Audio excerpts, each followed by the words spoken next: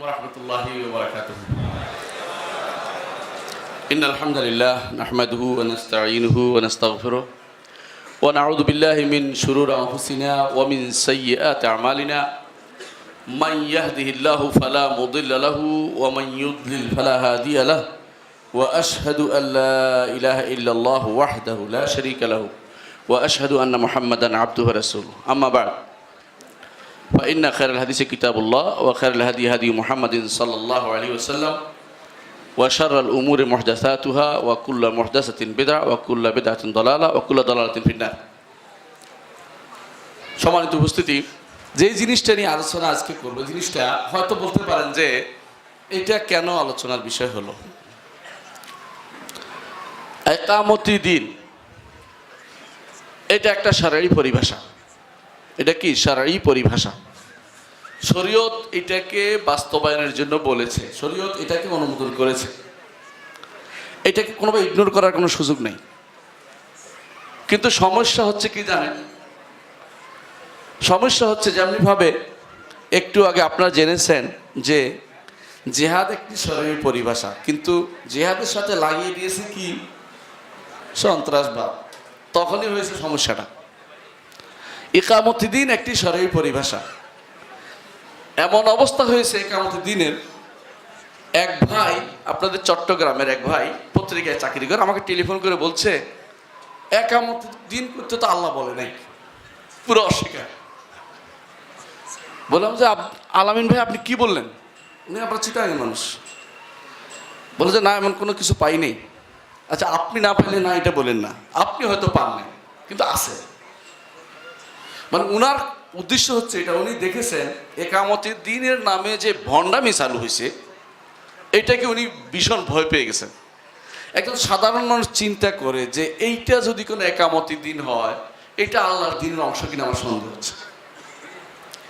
আর দুনিয়াতে ইকামতের দিনের নামে যারা কাজ করছে তারা কি নবী রাসূলদের অনুসারী কিনা সন্দেহ হচ্ছে। এক একজনে এক একভাবে এটাকে ব্যাখ্যা করে নিয়ে যাচ্ছে।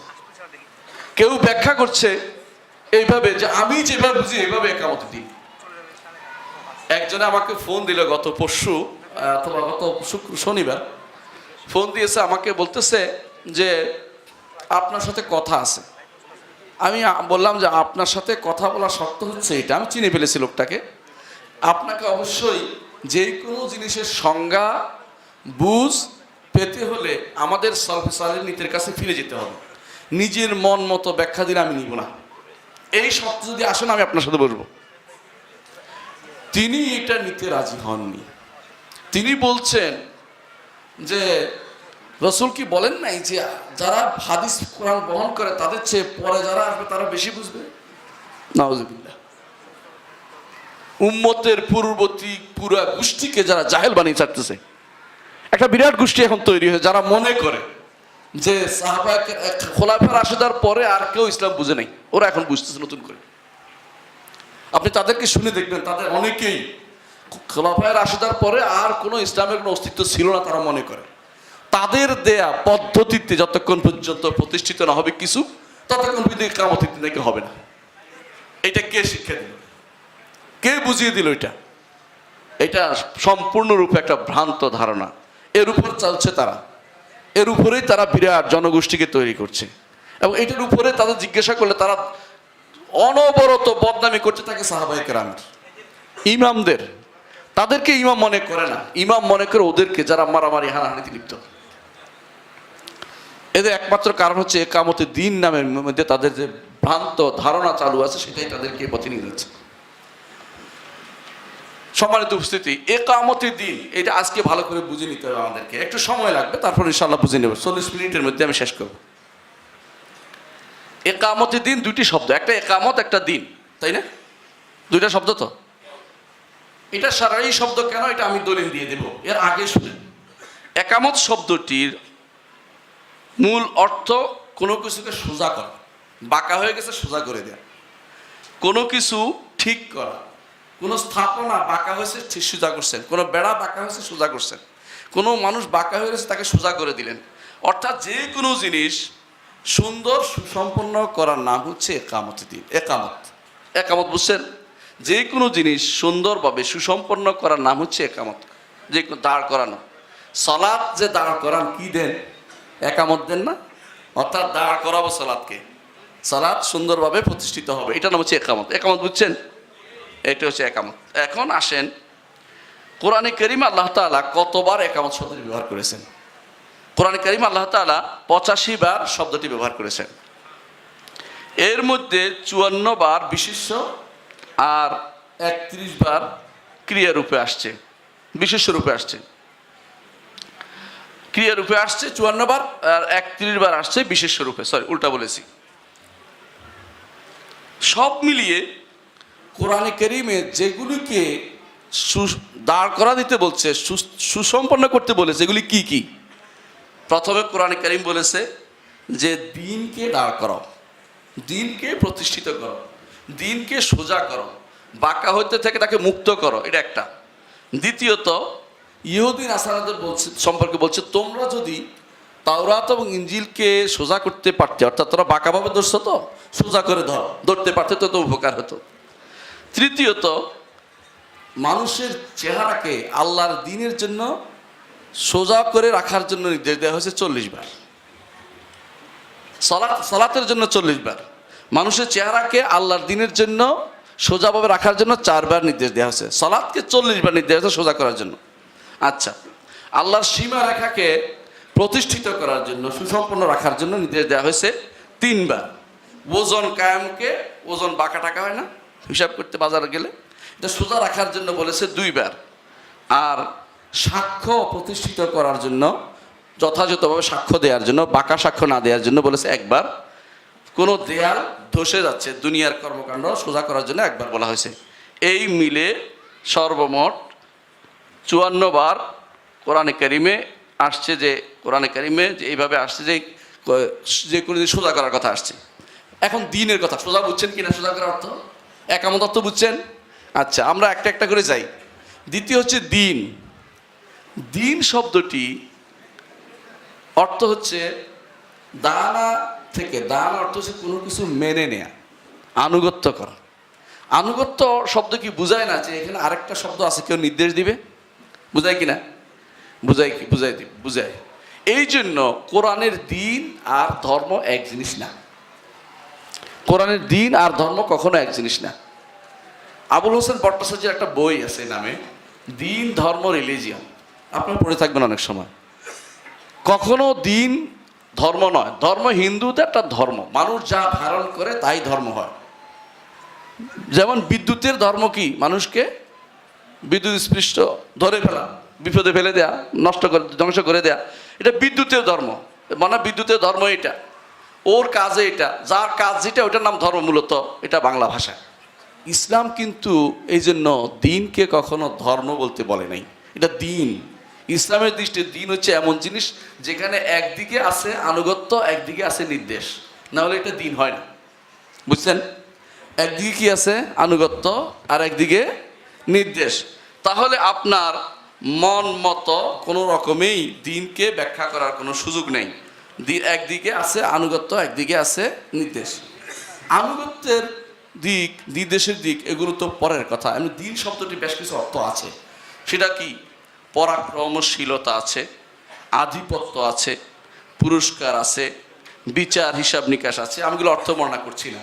এটার উপর একটা বই আছে আমার, তুলনামূলক ধর্ম মুসলিম মনীষা, বিশ্ববিদ্যালয় মঞ্জুরি কমিশন ছাপিয়েছে, ওখানে বিস্তারিত আছে, দেখে নিবেন।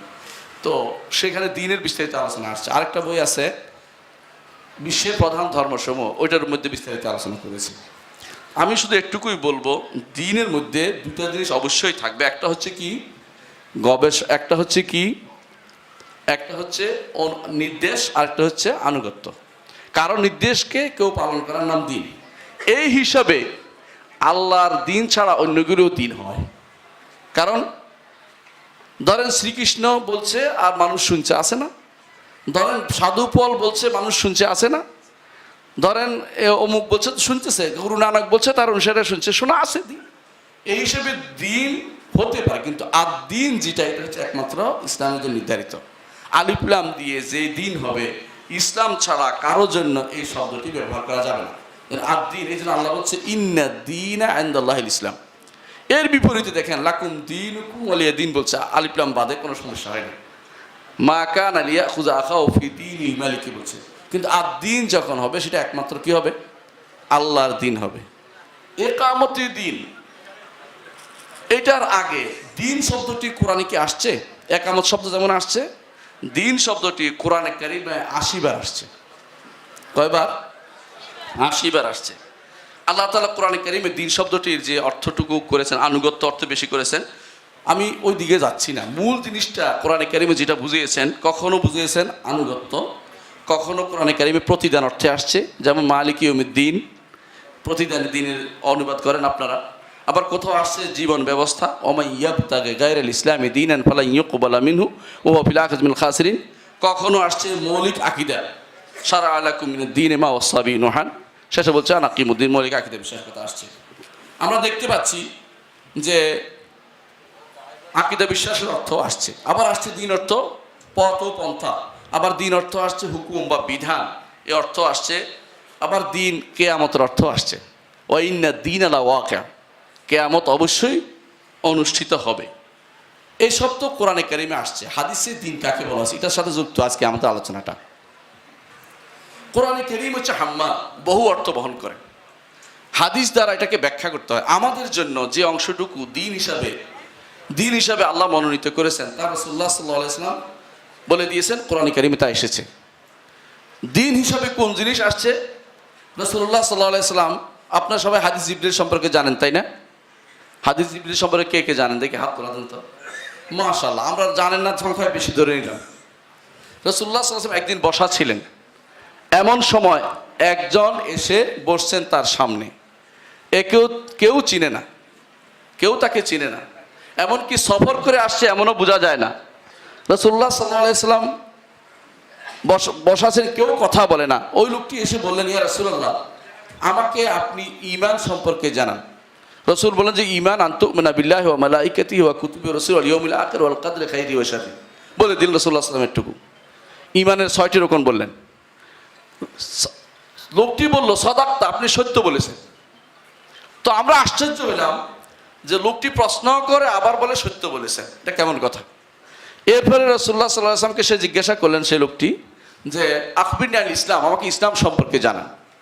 লোকটি বললেন যে ইসলাম হচ্ছে আনতা শাহাদা আল্লাহ, রাসূলুল্লাহ সাল্লাল্লাহু আলাইহি ওয়াসাল্লাম বললেন ইসলাম হচ্ছে আনতা শাহাদা আল্লাহ ইলাহা ইল্লাল্লাহ ওয়া আন্না মুহাম্মাদার রাসূলুল্লাহ ওয়া তুকিমাস সালাহ ওয়া তাসুমা রমাদান ওয়া তুতি যাকাত ওয়া তাহজ্জুল বাইতা মান ইসতাতা ইলাইহি সাবিলা। অর্থাৎ ইসলামের রকমগুলো সবগুলি বললেন। তারপর বললেন, এটা মদিনার ঘটনা, মক্কায় নয়, মদিনার ঘটনা। অর্থাৎ দিন যখন কমপ্লিট হয়ে গেছে তখনকার ঘটনা বলতেছে। এরপরে এসে বললেন হজ ফরজ হয়ে গেছে, তারপরে যেহেতু হজের কথা আসছে এখানে। এরপরে আসছে, জিজ্ঞাসা করতেছে আখবিরনি আনিল ইহসান, ইহসান কি জিনিস আমাকে জানান। রাসূলুল্লাহ সাল্লাল্লাহু আলাইহি ওয়াসাল্লাম বললেন আন তা'বুদাল্লাহ কান্নাকা তারা ফাইলাম তাকুন তারা ফাইনি ইয়ারাকা, এমনভাবে ইবাদত করবেন যেটা আল্লাহকে দেখছেন, না দেখলে তিনি তো আপনাকে দেখছেন। এইভাবে আপনার ধারণা যেন হয়, আপনার জন্য বিশ্বাস যেন থাকে। এরপরে রাসূল লোকটি চলে গেলেন। আর একটু আলোচনা ছিল, এটা বললাম না। চলে যাওয়ার পরে কে আসলেন? রাসূলুল্লাহ সাল্লাল্লাহু আলাইহি ওয়াসাল্লাম জিজ্ঞাসা করলেন ওমরকে, সাহাবা কেরামকে, বিভিন্ন বর্ণনা বিভিন্ন জনের কথা আসছে। বললেন যে তোমরা কি জানো কে এসেছিলেন? বললেন না। বলে রাসূলুল্লাহ বলে দিলেন তিনি হচ্ছেন জিবরিল, তিনি হচ্ছেন জিবরিল। আতাকুম ইউআল্লিমুকুম দীনাকুম, তিনি এসেছেন তোমাদেরকে তোমাদের দিন শিক্ষা দিতে। বুঝছেন দিন কি জিনিস? দিন কি? দিন কি আসছে এখানে? আরকানুল ঈমান ও আরকানুল ঈমান। দিন বলতে ঈমান ও আরকানুল ঈমান বোঝায়। দিন বলতে ইসলাম ও আরকানুল ইসলাম বোঝায়। দিন বলতে ইহসান ও আরকানুল ইহসান বোঝায়। এই তিনটি জিনিসকে কঠিনভাবে রাসূলুল্লাহ সাল্লাল্লাহু আলাইহি ওয়াসাল্লাম এবং সাহাবায়ে কেরামকে বুঝিয়ে গেলেন জিবরিল আলাইহিস সালাতু ওয়াস সালাম যে এইগুলোর নাম হচ্ছে দিন। তাহলে যদি আমি কোরআন এবং হাদিসের ভাষ্যে আসি, একামতে দিন বলতে কি বুঝবো? একামতে দিন পরিভাষা বলতে কি বুঝবো? অর্থাৎ আল্লাহর ব্যাপারে, গায়েবী ব্যাপারে যা জানা দরকার, দুনিয়ার ব্যাপারে, আল্লাহর ইবাদত ব্যাপারে যা জানা দরকার, যা করা দরকার। ইমানের 5টি রকম, তাই না? 6টি রকম, তাই না?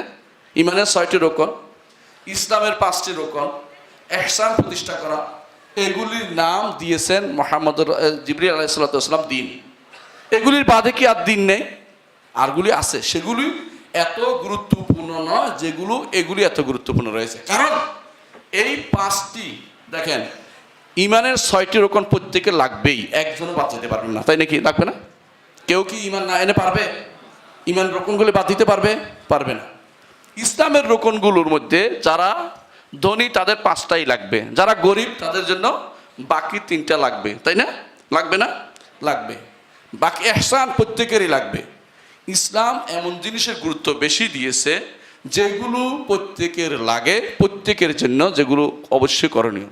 তাহলে একামতের দিন বলতে আমরা কি বুঝলাম? একামতের দিন বলতে রাসূলুল্লাহ সাল্লাল্লাহু আলাইহি সাল্লাম তার কাছে আল্লাহর কাছ থেকে যা এসেছে সবটাই একামতের দিন, কোনো সন্দেহ নেই। কিন্তু এর মধ্যে কি আছে? প্রত্যেকটা জিনিসের পার্থক্য রয়েছে, প্রত্যেকটা জিনিসের পার্থক্য রয়েছে। কোনোটা মুস্তাহাব পর্যায়ে, কোনোটা ফরজে কেফায়া পর্যায়ে, কোনোটা ফরজে আইন পর্যায়ে।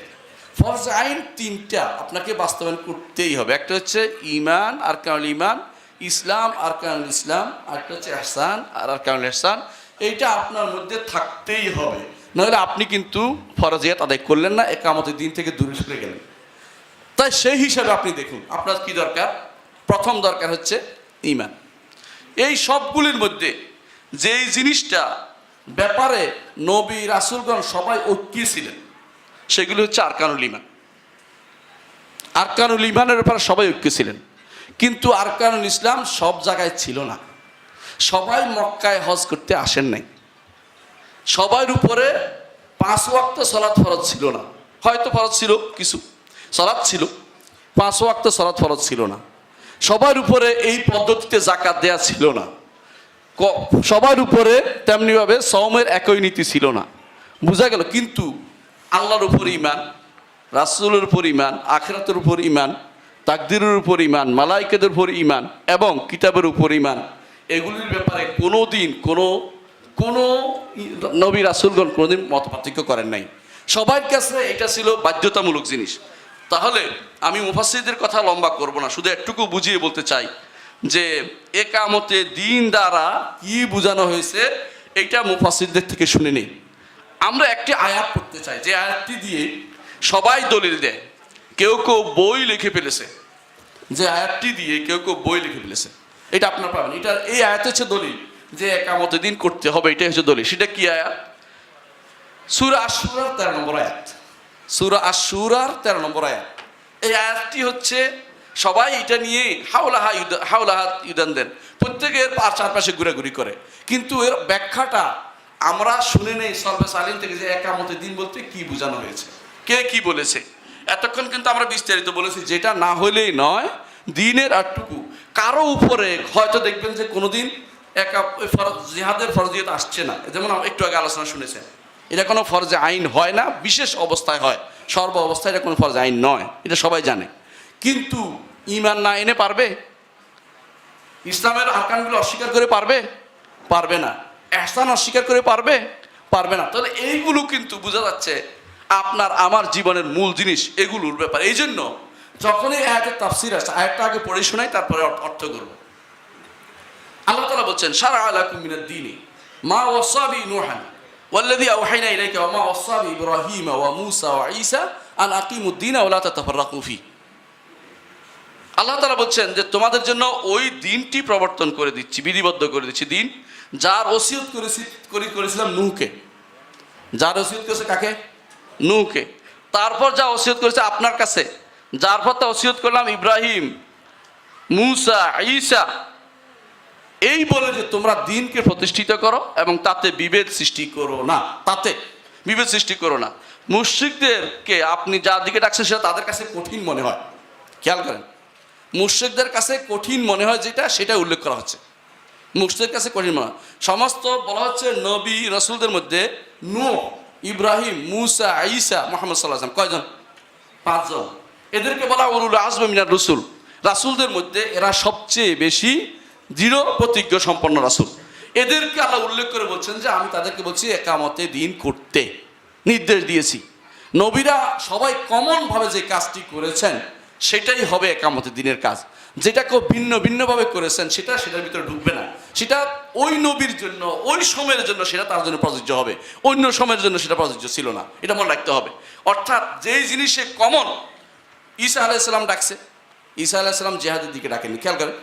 যেই জিনিসে কমন ডাকছে মুসা আলাইসাল্লাম রাজত্ব প্রতিষ্ঠা করছে নাকি?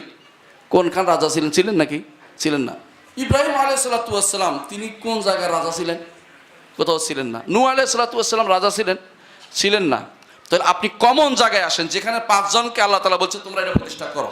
এখন আপনি যদি বলেন যে প্রতিষ্ঠা করা হয়নি, তাহলে আপনি কার উপর দোষটা দিলেন? আমি কোনো কারো বিরুদ্ধে যাচ্ছি না। কমন জিনিস আসে, ওইটা লাগবে না এটা আমরা বলছি না।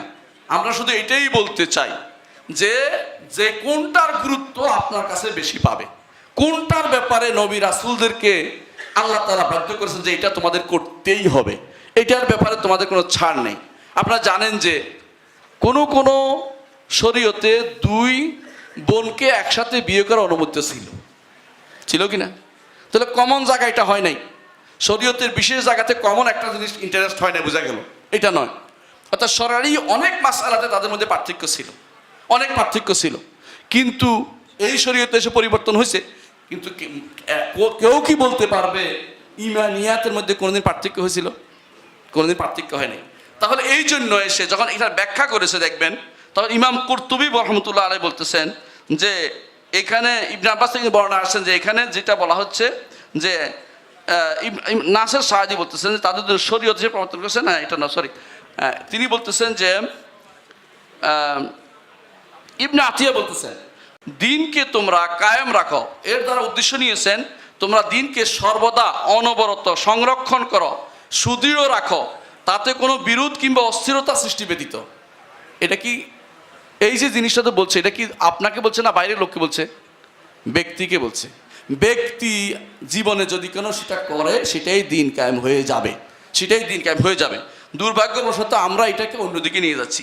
এই পর্যন্ত আমি যত তাফসির উল্টিয়েছি, কোনো তাফসিরে এর বাইরে যায় না। ইমাম তাবারি, কুরতুবী, ইবনে কাসির যা বলেছেন এর বাইরে কেউ যায়নি। সেটা হচ্ছে এই দিনকে নিজেদের মধ্যে প্রতিপালন করো এবং নিজেরা সুপ্রতিষ্ঠিত থাকো, পরস্পর হানাহানিতে লিপ্ত হইও না। এইটাকে নিজেরা দিনের উপরে নিজেরা দিনকে পালনের পরে কোনো রকমের ছাড় দিও না, এটাকে বলা হচ্ছে।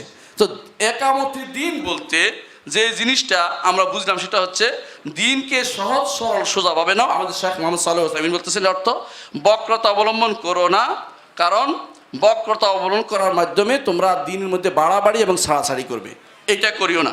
হ্যাঁ, তাহলে আমরা প্রত্যেক সদস্যের উপর উম্মত হচ্ছে দিনের হেফাজতের উদ্দেশ্যে একে অপরকে সাহায্য করা, এটা হচ্ছে দিনের অর্থ। আয়াতের অর্থ কি দাঁড়ায়?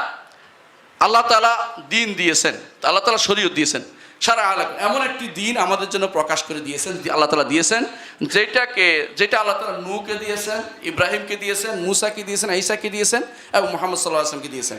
এটা কোনটা? আকীদার বিষয়গুলোকে গুরুত্ব দিতে হবে, আর দিনের যেগুলো রাসূলুল্লাহ সাল্লাল্লাহু আলাইহি ওয়াসাল্লাম শরীয়ত হিসেবে দিয়েছেন সেগুলি আমল করতে হবে, ইহসান করতে হবে। তবে যেগুলি কমন জায়গা, সেটা হচ্ছে কোনটা? কমন জায়গা কোনটা? ঈমান এবং আকীদা। কমন জায়গা হচ্ছে ঈমান এবং আকীদা। এই জন্য দিন প্রতিষ্ঠা করার দ্বারা বুঝাতে হবে সেটাই যে দুনিয়াতে আল্লাহ তাআলা যা দিয়েছেন মুহাম্মদ রাসূলুল্লাহ সাল্লাল্লাহু আলাইহি ওয়াসাল্লামকে, সেটাকে ব্যক্তি, সমাজ, তারপরে রাষ্ট্র, সব জায়গায় দিনকে প্রতিষ্ঠা করা, এটা দিন প্রতিষ্ঠা অবশ্যই অন্তর্ভুক্ত। কিন্তু শুরু করতে হবে কি দিয়ে? শুরু করতে হবে ব্যক্তি নিজেকে দিয়ে, এবং সেটাকে বাস্তবায়ন করতে হবে নিজেকে দিয়ে, নিজের পরিবারকে দিয়ে, নিজের সমাজকে দিয়ে। আল্লাহ তাআলা বলছেন ওয়াল্লাযী আরসালা রাসূলাহু বিল হুদা ওয়া দীনিল হক লিইয়ুযহিরাহু আলা দীনি কুল্লিহি ওয়ালাউ কারিহাল মুশরিকুন।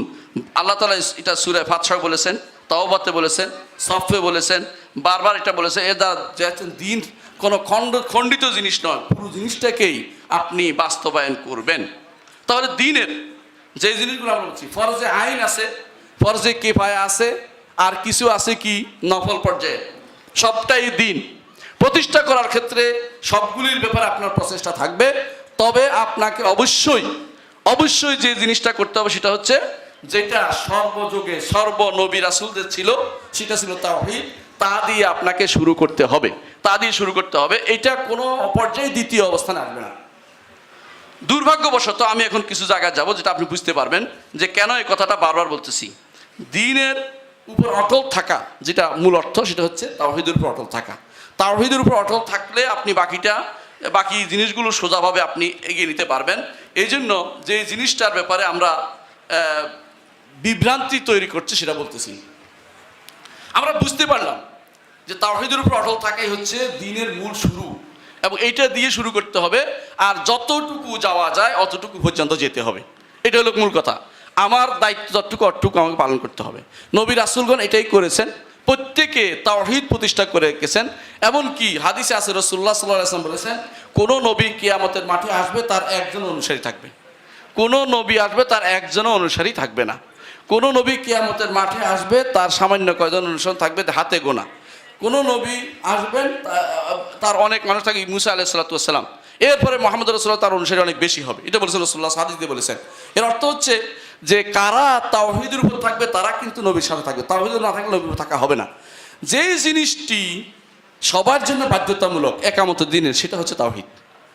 আমাদের এক সমাজে একটা বিরাট গোষ্ঠী আছে যারা মনে করে তাওহীদ নাই। কে বলছে? আমি কি লা ইলাহা ইল্লাল্লাহ বলি না?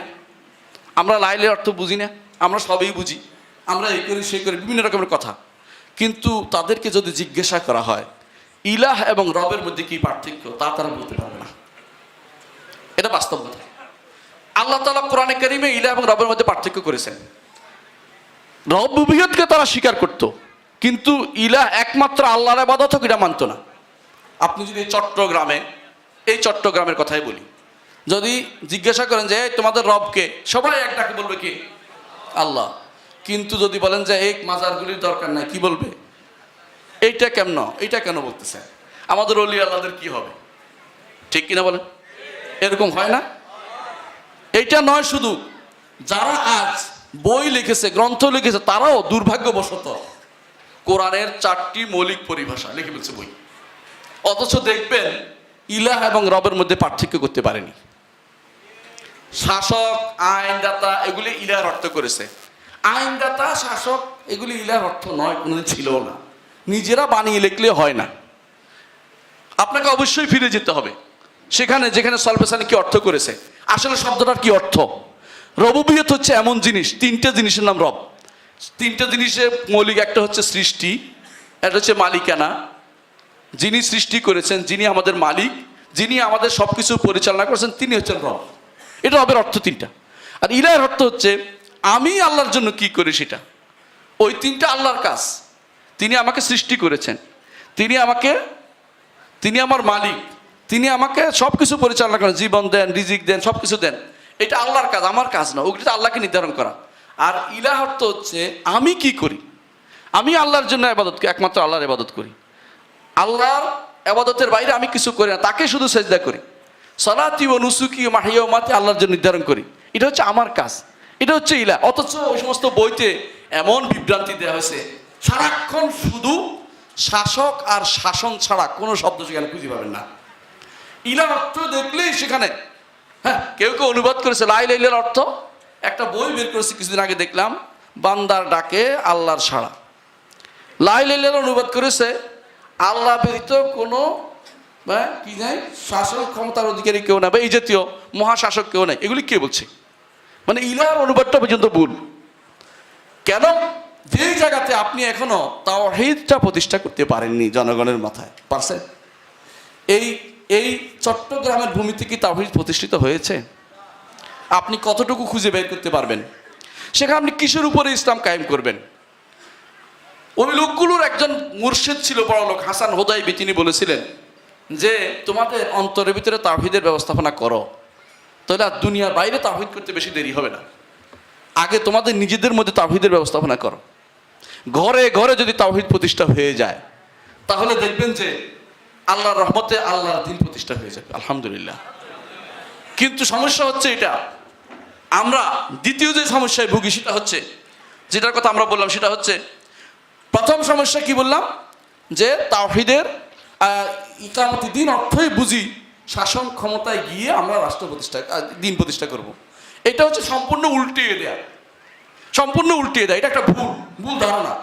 আগে আপনি তাওহীদ প্রতিষ্ঠা করে নিজে যোগ্যতা অর্জন করলে আল্লাহ তাআলা আপনাকে ক্ষমতায় দিবেন। আল্লাহ তাআলা বলেছেন ওয়াদাল্লাহুল্লাযিনা আমানু ওয়া আমিলুস সালিহাতি লা ইস্তাখলিফান্নাহুম ফিল আরদি কামা ইস্তাখলাফাল্লাযিনা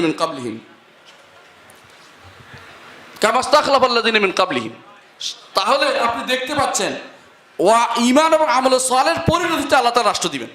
মুহাম্মদ রাসূলুল্লাহ সাল্লাল্লাহু আলাইহি ওয়াসাল্লাম মক্কাতে ঈমান এবং আমলে সালেহ পূর্ণ করেছেন, মদিনায় গেছেন, তারপর আল্লাহ তাআলা রাষ্ট্র দিয়েছেন, ঠিক না?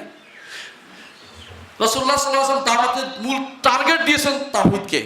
যখন মুআয ইবনে জাবাল রাদিয়াল্লাহু আনহু ইয়ামানে পাঠিয়েছেন, তিনি বলেছেন আউয়ালু মা তাদউহুম ইলাইহি শাহাদাতু আল্লা ইলাহা ইল্লাল্লাহ। প্রথম যেদিকে ডাকবে সেটা হচ্ছে শাহাদাতু আল্লা ইলাহা ইল্লাল্লাহ, আল্লাহর দিকে মানুষকে সাক্ষ্য দিয়ে, আল্লাহর তাওহীদের সাক্ষ্য দিতে মানুষকে ডাকবে। অন্য বর্ণনা আসছে ইলা তাওহীদিল্লাহ, আল্লাহ তাওহীদের দিকে প্রথম আহ্বান জানাবে। এটা ছিল প্রথম, অথচ উল্টে দিয়েছি, নিচে নিয়ে গেছি। আগে ক্ষমতায় গিয়ে আমরা রাষ্ট্র দিন প্রতিষ্ঠা করে ফেলবো, এটা একটা সম্পূর্ণ উল্টো ধারণা ছাড়া আর কিছুই নয়। দ্বিতীয় যে জিনিসটা ভুল হচ্ছে আমাদের, সেটা হচ্ছে আমরা কর্তব্য আর আমাদের কর্তব্য এবং দায়িত্বের মধ্যে পার্থক্য করতে পারি না। কর্তব্য কখন হয়, যা করতেই হয় প্রত্যেককে, আর দায়িত্ব যখন এসে যায় সেটা পালন করতে হয়। আপনি যখন আপনার উপর একটা দায়িত্ব দিচ্ছে বসে, সেটা করার ব্যস্ত হয়ে পড়বেন, ঠিক আছে, কিন্তু কর্তব্য তো আপনাকে করতেই হবে চাকরি হিসাবে। আল্লাহ তাআলার ইবাদত প্রত্যেকেই করতে হবে, কিন্তু প্রত্যেকেই রাষ্ট্র চালাতে পারবে? এটা হয়? এক দেশে কি 1000 জন শাসক হয় নাকি? আপনার যেটা কর্তব্যটা পালন করেন না, দায়িত্ব যদি আসে আপনার সেটা পালন করতে হবে। আরেকজনকে দায়িত্ব সম্পর্কে সচেতন করতে হবে। দায়িত্ব এবং কর্তব্যের মধ্যে পার্থক্য করতে না পারলে এটা আরেক বিভ্রান্তি ছাড়া কিছুই নয়। আপনার যে দায়িত্ব নয়, আরেকজনের দায়িত্ব কাঁধে নেবেন না। আপনার যে দায়িত্ব সেটা করুন, আরেকজনকে বাকিটার জন্য তাদেরকে আপনি শুধু পরামর্শ দিতে পারেন, এর বাইরে আর কিছু নয়। 3 নম্বর যে সমস্যা আমাদের, সেটা কি? ফরজে আইন এবং ফরজে কিফায়ার মধ্যে পার্থক্য করতে পারি না। কোনটা ফরজে আইন? বেশিরভাগ মানুষকে দেখবেন ফরজে আইনের ব্যাপারে কোনো খবর নাই, ফরজে আইন শিখেও নাই, আরকানুল ঈমান সম্পর্কে ভালো ধারণা নাই, তাওহীদ সম্পর্কে জ্ঞানই নাই, অথচ নিজেরা তাওহীদের অনেক বড় কিছু দাবি করে থাকে। তাদের তাফসিরে, তাদের গ্রন্থে তাওহীদ সম্পর্কে বিভ্রান্তি প্রচুর। এমন বিভ্রান্তি, তাওহীদুল আসমা ওয়া সিফাতের তো কোনো খবরই নেই, তাওহীদুল উলুহিয়াতের কোনো খবর নাই। শুধু রুবুবিয়ত প্রতিষ্ঠার জন্য কেউ সারাটা জীবন ব্যয় করে, অথচ রুবুবিয়ত আল্লাহ তাআলা মানুষের অন্তরে গেঁথে দিয়েছেন। মানুষ মাত্রই এক আল্লাহকে বিশ্বাস করে, 2-4 জন ছাড়া, সেটা আলাদা কথা, এটা ছাড়া আর কিছু হয় না। আমি শুধু কয়েকটা জিনিস বলে উদাহরণ দিয়ে শেষ করবো। যদি রাষ্ট্র প্রতিষ্ঠায় একমাত্র উদ্দেশ্য হইতো, এর মাধ্যমে যদি কোনো আল্লাহর দ্বীন প্রতিষ্ঠা হয়ে যেত, তাহলে মুহাম্মদ রাসূলুল্লাহ সাল্লাল্লাহু আলাইহি ওয়াসাল্লাম এই পদ্ধতি অবলম্বন করতেন। সিরাত নববিয়ার লেখক আল্লামা ইবনে হিশাম রহমতুল্লাহ আলাইহি, ইবনে হিশাম, সিরাত ইবনে হিশামের মধ্যে আসছে, তিনি উল্লেখ করেন যে উতবা ইবনে রাবিয়া, বিখ্যাত কোরাইশ সর্দার, সে এসে বললেন যে এই লোকটা তো দিন দিন বেড়েই যাচ্ছে। হামজা রাদিয়াল্লাহু আনহু ইসলাম গ্রহণ করার পরে তার কাছে যে কিছু প্রস্তাব দিতে আসলো, এটা শাইখুল আলবানী হাদিসটা সনদ সহিহ বলছেন। আপনি বলছেন সনদের মধ্যে কোনো সমস্যা নেই এটাতে, আমি এই জন্য বলছি, অন্য বলছে হাসান আও সহিহ তিনি বলছেন। তো তিনি বলতেছেন যে সে এসে বলল যে আমি বয়োবৃদ্ধ মানুষ, তোমার কাছে একটা প্রস্তাব নিয়ে আসছি। কার থেকে? কোরাইশদের থেকে। সেটা কি? তুমি এমন একটা দিন নিয়ে আসছো যাতে আমাদের একসাথে ছিল, আমরা ভাগ ভাগ করে ফেলছো এটা দিয়ে, হ্যাঁ, ঐক্য তুমি নষ্ট করে দিয়েছ। আচ্ছা, আমাদের যে সমস্ত ইয়াং জেনারেশন আছে এদেরকে তোমরা বোকা বানাচ্ছ, বুঝছেন তো, আপনাদেরকে বোকা বানাচ্ছি আমরা, এরকম আর কি। হ্যাঁ, আমাদের যে সমস্ত মুক্তি মুজা আউলি আল্লাহ ছিল এদেরকে আপনি করে ফেলছেন, বদনামি করতেছেন, আমাদের আগে যারা চলে গেছে তাদের সম্পর্কে খারাপ কথা বলতেছেন, এগুলি সবই বলছে। আমি শব্দটা আরো অনুবাদ করতেছি না। হ্যাঁ, আপনার কাছে একটা জিনিস প্রস্তাব করে, যদি আপনি সম্পদ চান সবাই মিলে টাকা উঠাই আপনারা সম্পদশালী করে দেব। যদি আপনি নেতৃত্ব চান সবাই মিলে আপনাকে নেতা বানিয়ে দিব। খেয়াল করেন, যদি আপনি রাজা হতে চান সবাই মিলে আপনাকে রাজা বাদশাহ বানিয়ে দিব। খেয়াল করেছেন, কিছু বাদ দেয় নেই। অথবা যদি আপনি বলেন অসুস্থতা আছে, আমরা সবাই মিলে আপনাকে সুস্থ করার জন্য ব্যবস্থা করবো, কোথায় কোন রোগী বৈদ্য পাওয়া যায় তারা নিয়ে আসবো। কিন্তু আপনি আমাদের এই জায়গাতে এখানে আসছেন, এখান থেকে একটু পিছিয়ে সরে আসেন, আকীদার মিশনে আপনি যাইয়েন না। আর সব মিশনে চান, তাকে কোনো সমস্যা নেই, সব মিশনে এক হওয়া যায়, আকীদার মিশনে এক হওয়া যায় না রে ভাই। হ্যাঁ, দেশজ নিয়মে এক হওয়া যায় দেশের হিসাবে, আবার কি হিসাবে, মানুষ হিসাবে মানবিকতা হিসাবে বলে দাবি করতে থাকে, কিন্তু আকীদার মিশনে এক হতে পারে না। এই জন্যই বলছে আপনি এই আকীদার মিশন চালাবেন না, আপনাকে কি চাই তা দেব। তিনি কি জবাব দিয়েছেন শোনেন। রাসূলুল্লাহ সাল্লাল্লাহু আলাইহি ওয়াসাল্লাম বলছেন, তোমার কথা শেষ হয়েছে? হ্যাঁ শেষ হয়েছে। শোনো, আল্লাহ তাআলা বলছেন, হামিম তানজিলুম মিনার রহমানির রহিম কিতাবুন ফুসসিলাত আয়াতু। সূরা ফুসসিলাত আয়াতগুলি তিনি তেলাওয়াত করে তাকে শোনাইলেন। শোনানোর পর যখন এই আয়াত আসছে, ফাইন আরাদু, যদি তারা মুখ ফিরিয়ে নেয়, ফাকাদ আনদারতুকুম সায়কাতাম মিসা সায়কাতা আদ ওয়া তামুদ। আদ সামুদের উপর যেভাবে আযাব আসছে সেভাবে তোমাদেরকে সেই আযাবের ভয় দেখাচ্ছি। এই কথা বলার পরে সে কোনো রকম ভয় পালিয়ে গেছে তার বন্ধুদের কাছে, বলছে প্রস্তাবে কোনো কাজ হয় নাই, প্রস্তাবে কোনো কাজ হয় নাই। আপনি চিন্তা করে দেখুন, প্রস্তাব কিন্তু খুব লোভনীয় ছিল, বিনা কষ্টে ক্ষমতায় দিচ্ছিল, বিনা কষ্টে যা চাচ্ছে তা দিচ্ছে, সুন্দরী নারীও দিতে রাজি হয়েছে, কিছু বাদ দেয় নাই। কিন্তু মুহাম্মদ রাসূলুল্লাহ সাল্লাল্লাহু আলাইহি ওয়াসাল্লাম সেটা গ্রহণ করেন নাই। তো কি জিনিসের জন্য তিনি এত কষ্ট করলেন? নবী রাসূলগণ কোনটার জন্য তিনি এত কষ্ট করলেন?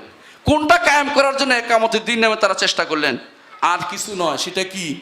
তাওহীদ, এবং সেটাই ছিল আল্লাহ আকীদা, বিশুদ্ধ আকীদা প্রতিষ্ঠার আন্দোলন হচ্ছে একামতের দিন। এইটার পরে যেটা হবে সেটা অবশ্যই এটার ফল হিসাবে হবে। এটা আমরা বলছি না, লাগবে না, এটা বলবো না, এটা হবে। আপনি কত বেশি আকীদা শুদ্ধ প্রতিষ্ঠা করতে পারবেন এর উপর নির্ভর করবে। কামা তাকুনু ইউআল্লাহ আলাইকুম, যেমন আপনি হবেন আপনার শাসকরা তেমনি হবে। আপনি যদি কোনো আকীদা বিশ্বাসে খারাপ হন, ঠিক আপনার শাসকরা ওরকমই হবে। এই দেশের এখনো কত পার্সেন্ট লোক আকীদা তাওহীদের উপর আছে দেখি আপনারা বলেন তো, কত পার্সেন্ট হতে পারে? কত পার্সেন্ট দিবেন? 80, 90, 95? আচ্ছা 95 ধরে নিলাম। তাহলে আপনি কোথায় ইসলাম কায়েম করবেন? আপনি ইসলাম কায়েমের কথা বলতেছেন না, দিন কায়েম। দিন কায়েম তো আপনার ঘরেই হয় নাই, আপনার আকীদা বিশ্বাসে হয় নাই। আপনি কিভাবে সেভাবে সেটা নেবেন? আমাদের সমস্যা হচ্ছে কি জানেন, আমরা দিনকে দুনিয়া লাভের সিঁড়ি হিসেবে ব্যবহার করছি, বুঝছেন কিনা? দুনিয়া লাভের জন্য দিনকে সিঁড়ি হিসেবে ব্যবহার করতেছি।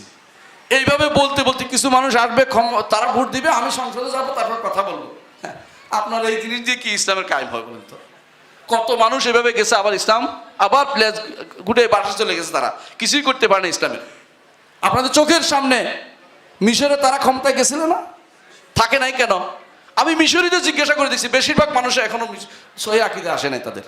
কয়জন মানুষ, হাতে গোনা মানুষ আছে। আপনি এদেরকে কাদের উপর শাসন করবেন? কাদেরকে শাসন করছেন? কাদেরকে দিনের প্রতিষ্ঠা করবেন? কাদের নিয়ে? আপনি যে এমন লোকদের তৈরি করেন যারা আপনি বলবেন যে দেখো এইখানে যত রকমের অনাচার হয়, কবর পূজারি হয়, তাদেরকে তুমি বন্ধ করো। আপনি এসে বলেন যে আমিও তো কবর পূজা করি, বন্ধ করে কি করে? তাই বন্ধ করবে কি করে সেটা? তাহলে এই লোকগুলো কিভাবে আপনি ঠিক হবে? যতক্ষণ পর্যন্ত আপনি আমি সালফে সালেহিনে মানাজে ফিরে না যাবো এই ইকামতের দিনের ক্ষেত্রে, ততক্ষণ পর্যন্ত আর কোনোদিন আমরা শুদ্ধ পথে আসতে পারবো না। একামতের দিন সালফে সালেহিন বুঝতেন না, বুঝেন না বলেন তো? সাহাবায়ে কেরাম বুঝছেন। রাসূলুল্লাহ সাল্লাল্লাহু আলাইহি ওয়াসাল্লামের কাছে বরং কেউ যদি কোনো পদের জন্য আসতো, তিনি কি বলতেন? আমরা যারা পদ চাই তাদেরকে পদ দেই না, কারণ চাওয়ার ক্ষেত্র না, এটা হলো যোগ্যতার ক্ষেত্র। আবার তিনি দিতেনও, যাদের যোগ্য দেখতেন তাদেরকে দিতেন। তাহলে দুনিয়ার বুকে আপনি যে পাওয়ার জন্য, ক্ষমতা পাওয়ার জন্য, বিশেষ কিছু পাওয়ার জন্য যে চেষ্টা করে যাচ্ছেন, এটাকে দিন দিয়া গোড়াইয়ে ফেলবেন না, একসাথ করে ফেলবেন না, গোড়ায় ফেলেন না, এটা ভিন্ন জিনিস। এটা আমাদের ইমাম আবু হানিফা রাহিমাহুল্লাহ, আমি শুধু কয়েকটা উদাহরণ দিয়ে শেষ করবো, দুইটা উদাহরণ দিব। আবু হানিফা রাহিমাহুল্লাহ, তাকে খলিফা মনসুর বলেছিলেন যে আপনাকে প্রধান বিচারপতি করে দেব। তিনি বলছেন যে আমি এটার যোগ্য না, আমি এটার যোগ্য না। খলিফা মনসুর বলছে আপনি মিথ্যা বলছেন, রাগের মাথায় বলে ফেলছে, মৃত্যুর তো মোটেই যোগ্য না। এবার আর দিতে পারেন। সেই রাগে তিনি তাকে জেলে পুরেছেন, তারপর তিনি রাজি হন নাই। সালফে সালিহিনের মধ্যে এমন কেউ কেউ ছিল, তাকে বানানো হবে, বিচারক বানানো হবে বলে সে পালিয়ে গেছে তার এলাকা থেকে, অন্য জায়গায় বসবাস আরম্ভ করছে যে আমি এই দায়িত্ব নিব না। আর আমরা দায়িত্ব নেওয়া নয়, শুধু দায়িত্ব কিভাবে পেতে হয়, প্রয়োজনে দালালি, মিথ্যাচার, ইসলামের নামে রাজনীতি করে, ভণ্ডামি করে, ইসলামকে ওই করে সেই করে, কিছু মানুষকে আগুন লাগিয়ে দিয়ে এলাকা ভিত্তিক সমস্যা তৈরি করে, এবং মানুষের ভিতরে সমস্যা তৈরি করে একটা গন্ডগোল লাগে পাকাইতে বলে ওস্তাদ পারে, মনে করি বিরাট কাম করে ফেলছি, নাউজুবিল্লাহ। ইসলাম এটা কখনো সমর্থন করে না। ইসলামের দৃষ্টি যেটা, সেটা হচ্ছে অবশ্যই যে আল্লাহর দিনকে প্রতিষ্ঠা করতে হবে। তবে সেটা শুরু হবে আপনার ঘর থেকে, নিজ থেকে, ঘর থেকে, সমাজ থেকে, আপনার প্রতিষ্ঠান থেকে। যেখানে যে দায়িত্ব আছে সেখানে সেটা করবে। আপনি পুরো রাষ্ট্রের দায়িত্ব দিয়ে আল্লাহ আপনাকে পাঠায় নাই, আপনি সেটার জন্য ব্যস্ত হওয়ার কারণ নাই।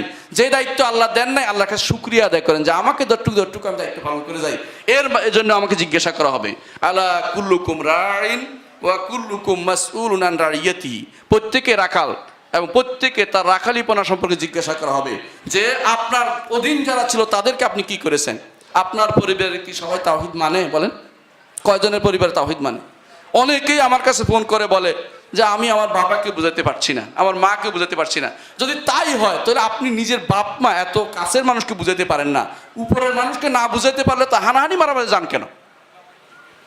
আপনার দায়িত্ব কতটুকু? বলা পর্যন্ত বলতে হবে যে আল্লাহর দিন প্রতিষ্ঠা করা দরকার, সব জায়গা থেকে বলতে হবে। কিন্তু এর জন্য মারামারি, হানাহানি, এর জন্য ভিন্ন নাম দিয়ে, এর জন্য কয়েকজন মানুষ একত্রিত হয়ে নিজেরা কিছু একটা করে এরপর বিরাট কিছু করে ফেলছে। এক মানুষের 3 বান করেও এরপর দেখা যায় বিরাট কিছু করে ফেলছে। তারা কি করে? তারা বসে বসে হিসাব করে, গণাগণি করে। এটা বলে ইসলাম কায়েম হচ্ছে। কি ইসলাম কায়েম হচ্ছে? এটা কোনোদিন ইসলাম কায়েমের নিয়ম নয়। আল্লাহর ওয়াস্তে দিনকে শিখতে হবে। ইসলাম কায়েমের জন্য আগে দিন জানতে হবে, সহি আকীদা জানতে হবে। সহি আকীদা পরিবারকে নিজের মধ্যে তাই থাকতে হবে, পরিবারকে মানাতে হবে, এর মধ্যে সমাজে মানতে হবে। যা যতটুকু দায়িত্ব ততটুকু। মারামারি হানাহানি নয়, মারামারি করে পারবেন না, জোরাজুরি করে পারবেন না, বলা পর্যন্ত। এবং আপনার দায়িত্ব উদউ ইলা সাবিল রব্বিকা বিল হিকমাতি ওয়াল মাউইজাতিল হাসানা ওয়াজাদিলহুম বিল্লাতি আহসান। এর বাইরে আল্লাহ তাআলা আপনার উপর আর কোনো দায়িত্ব দেয় নাই। সুতরাং নিজের দায়িত্ব যতটুকু পালন করি আমরা, একামতের দিনের দায়িত্ব যতটুকু আমার উপর অতটুকু আমি পালন করি। এরপর অন্যের দায়িত্ব কাঁধে নেওয়ার চিন্তা বন্ধ করে দেই। আল্লাহ ইনশাআল্লাহ আমাদের দ্বারা দিনের দায়িত্ব যতটুকু পালন করলেই আমাদেরকে আর পাকড়াও করবেন না। এটা আমাদেরকে মনে রাখতে হবে। কারণ আল্লাহ তাআলা লা ইউকাল্লিফুল্লাহু নাফসান ইল্লা উসআহা। আল্লাহ তাআলা মানুষের সাধ্যের বাইরে কাউকে কষ্ট দেন না। আমার যতটুকু সাধ্য ততটুকু আমি করি। ইনশাআল্লাহ এর দ্বারা আমাদের দিন কায়েম হবে। আমি কি বুঝাতে পেরেছি? আলহামদুলিল্লাহ। আসসালামু আলাইকুম ওয়া রাহমাতুল্লাহি ওয়া বারাকাতুহু।